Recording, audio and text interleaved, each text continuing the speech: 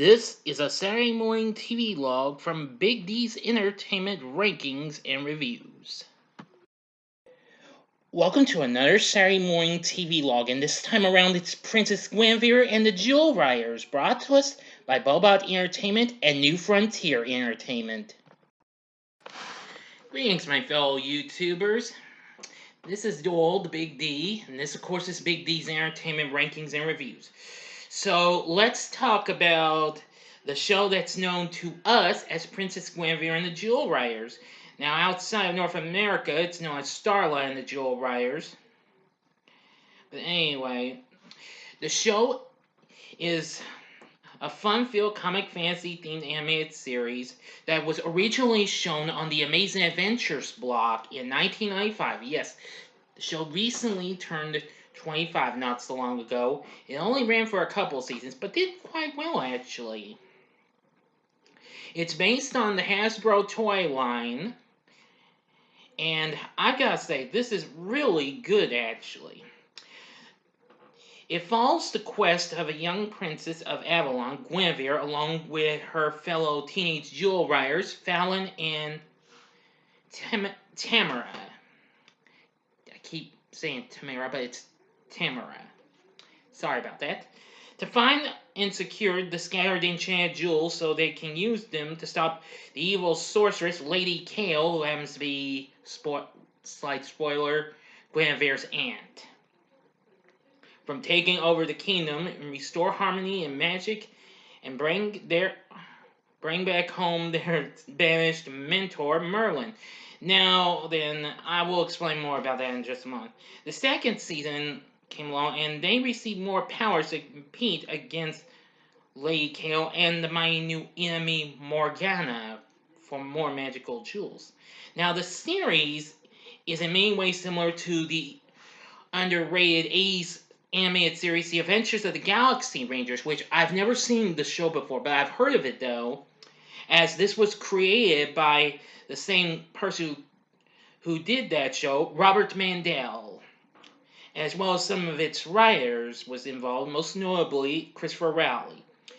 Now, the series was initially planned as an adaptation of Dragon Riders of Pern, as it came in the wake of Bobot's earlier take of the Arthurian legend, King Arthur and the Knights of Justice, which of course I watched that, along with other shows on the Amazin Adventures blog, which of course included, let's see, Mighty Max, Street Sharks, and of course Double Dragon. Well, and shares similarities with the magical girl subgenre of anime and with some American cartoons, most notably shows like She-Ra, Princess of Power, and the original My Little Pony. And even with being involved with the subgenre of anime, like Sailor Moon, for example. Although writers were divided on the show, it was a hit in France, and later became the basis for the novel series and upcoming animated series Avalon Web of Magic. Now, I grew up watching this show because I didn't have cable still. So I grew up watching Amazin Adventures. When I encountered this show come out, I think this was the first show they showed before they even showed King Arthur and the Street Sharks and Double Dragon. Yeah, I was blown by it. I mean, this was the first chick tune I had seen since I was a little boy, since seeing shows like She-Ra and Rainbow Bride, and heck, even Gem, since I never did get to see the original My Little Pony.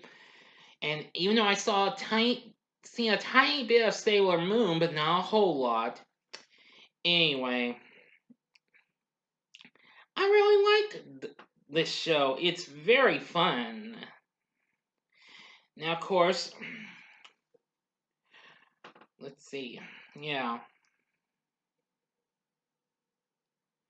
Well, of course, our our central character is the blonde, adventurous, and romantic Princess Gwenevere, and, well, she wears pink a lot and wields the Sunstone. Yeah, that reminds me, that their powers come from these here stones, the Sunstone, Moonstone, Heartstone, and they say by the magic of the, well, just like how she resists for the honor of Grayskull. Yeah, can you believe that? I was actually, I almost didn't know that, and then until I found out. Now, Fallon is dark skinned and tomboyish, but is an athletic bodyguard though to Gwenevere. She's an expert warrior and a scout for the Jewel Riders with the main powers relating to movement and illusion. She wears purple most of the time, and she wields the Moonstone. And then there's the pink-haired Tamara. She's the empathetic and musically talented healer of the Jewel Riders, and wearing mostly green and able to communicate with all the animals. Yeah, which most notably include the baby animals, as a matter of fact. Let's see. I'm trying to. Yeah. Well, it's hard to remember. Let's see. Oh, I kind of forget some of those little animals' names, but they're really cute. I know there was Spike, that was a little panther, and Sugar, a little dragon. Uh, I forget what the other one's name. It was a young unicorn, I think. No, no way. Yeah. Now, however, and unlike Gwenevere and Fallon, she doesn't really have much of a unicorn. Gwenevere has Sunstar, and Fallon has Moondance. However, in the second season, Tamara would pair with a zebra corn named Shadow Song. Now, anyway, when Merlin's gone, the girls do get help from his talking out Archimedes, or Archie for short, since he's actually the comic relief of this show, because he's real funny.